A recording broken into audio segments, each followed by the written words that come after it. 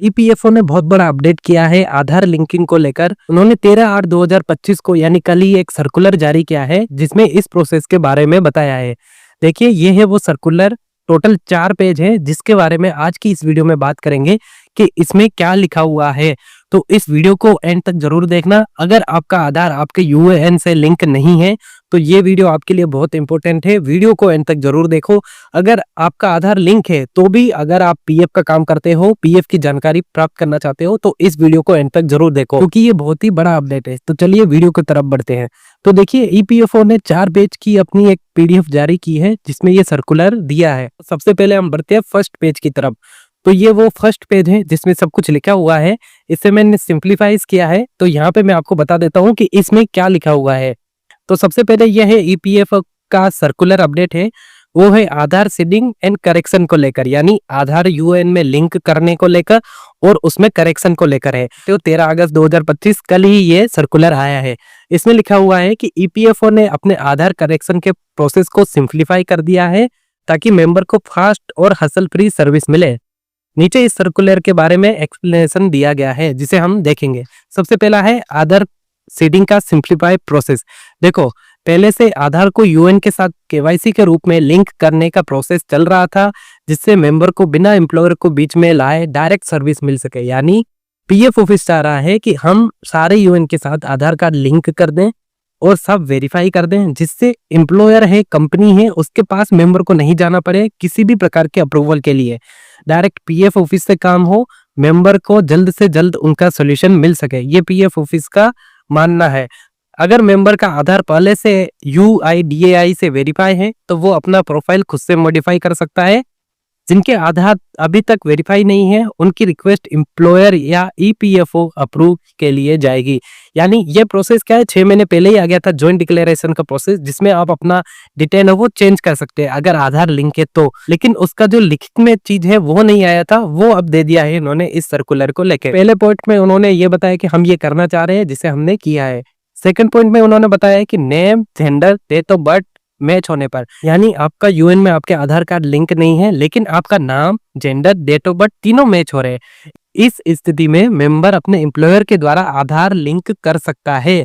कैसे कर सकता है? केवाईसी के ऑप्शन के द्वारा जो कि उन्हें एम्प्लॉयर पोर्टल पे मिलेगा। इन केस में अलग से अप्रूवल की जरूरत नहीं पड़ती है। यानी मेंबर का डेट, जेंडर और डेट ऑफ बर्थ मैच है यूएन में भी और आधार में, दोनों में सेम है, तो उन्हें बस कंपनी के पास जाना है, कंपनी को बोलना है कि अपने पोर्टल से हमारा आधार हमारे यूएन में लिंक कर दो। अगर वो नहीं करती है तो आप इस पीडीएफ को ले जा सकते हैं। इसमें ये पॉइंट बता सकते हैं कि इसमें साफ साफ लिखा है कि कंपनी अगर date of birth, gender, name match है तो उनका आधार कार्ड लिंक कर सकती है। अगर नहीं करती है तो फिर मेंबर के पास हक है, वो लड़ाई कर सकता है, एम्प्लॉयर को बता सकता है, पीएफ ऑफिस में कंपनी की शिकायत कर सकता है। ये लिखित रूप में अब सर्कुलर में दे दिया गया है।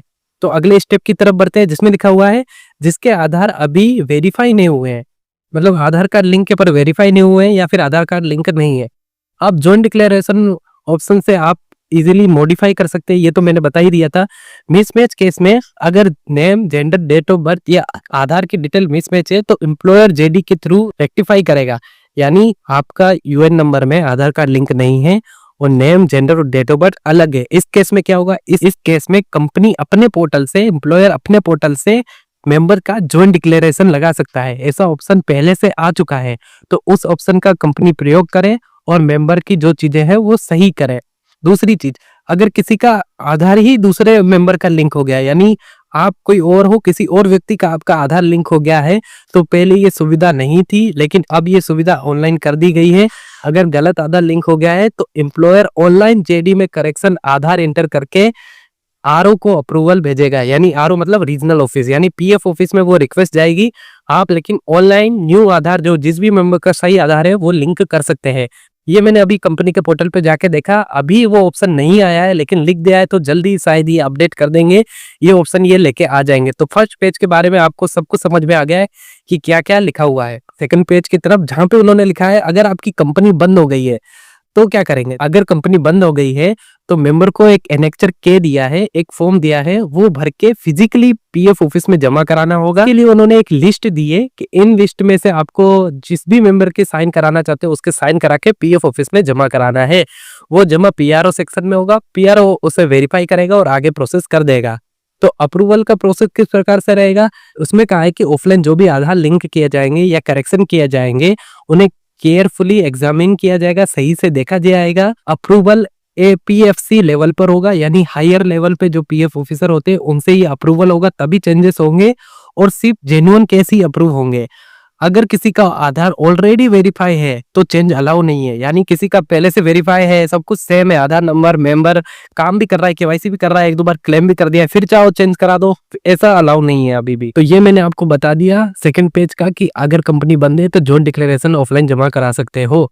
नेक्स्ट पेज तीसरा पेज है जिसमें ये एनेक्चर के लिया है, आपको ये भरना है अगर कंपनी बंद है और PF ऑफिस में जमा कराना है। ये आपको यहाँ पे डिटेल भरनी है। कंपनी बंद है तो नीचे फोर्थ पेज पे जो लिस्ट दे रखी है उसके यहाँ पे सिग्नेचर कराएंगे तो आपका काम हो जाएगा। तो ये लिस्ट में ये 17 मेंबर के नाम दे रखे हैं, इनमें से आप किसी के भी सिग्नेचर करा सकते हो। और 17वां जो पॉइंट दे रखा है उसमें ये लिख रखा है कि अगर PF कमिश्नर कह देता है कि इन 16 के अलावा आप उस मेंबर से पर्टिकुलर नाम बता दे कि आप उससे भी करवा के ले आओगे सिग्नेचर, हम मान जाएंगे, तो वो भी वैलिड होगा। तो पहले तो ये 16 मेंबर हैं, इनके साइन करा सकते हो, या फिर कमिश्नर से भी पूछ सकते हो कि ये 16 मेंबर से हमसे नहीं हो रहे हैं, आप बता दो किसके करने हैं, आप जो बोलोगे उनके हम साइन करा देंगे ताकि अप्रूवल हो जाए। तो ये था पूरा 4 पेजों का सर्कुलर जिसके बारे में मैंने आपको डीप में बताया, सही तो पूरी जानकारी दी है। और इस सर्कुलर का मेन मतलब यह है कि अगर मान लीजिए ऑफलाइन डॉक्यूमेंट अगर PF ऑफिस नहीं लेता है तो आप ये बता सकते हो कि इस सर्कुलर में साफ साफ लिखा है कि ऑफलाइन जमा करना होगा कंपनी बंद की स्थिति में।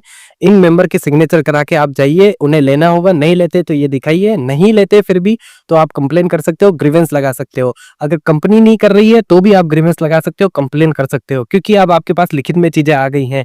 तो उम्मीद करता हूँ आज की वीडियो आपको पसंद आई होगी। अगर मुझसे कोई काम कराना चाहते हो तो ये WhatsApp नंबर दे रखे, इस पर आप मुझे मैसेज कर सकते हो। बाकी ऐसे ही अपडेट के लिए मेरे YouTube चैनल को जरूर सब्सक्राइब कर लेना। मिलते हैं अगले वीडियो में, तब तक के लिए बाय।